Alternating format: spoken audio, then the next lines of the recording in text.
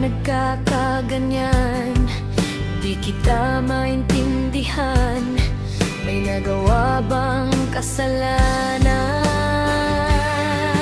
Sabi mo kaibigan lang, yun pala'y nag-iibigan. Friends with benefits ba yan? Nabasa ko lahat ang iyong usapan, kaya naman pala nagkakaganyan.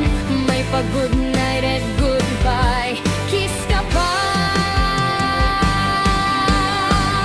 Ayaw ko na sa'yo, di mo na maibabalik ang tiwala ko. Sabi mo kaibigan lang na maaasahan.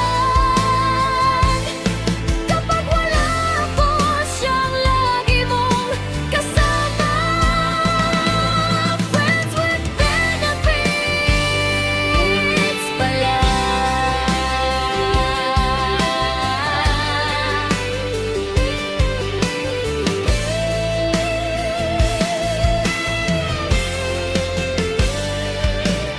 Madalas ginagabi ka na at amoy alak ka pa. Hindi ka na nakakatuwa, parang ako'y nakalimutan na. Sabi mo kaibigan lang, yun pala'y nag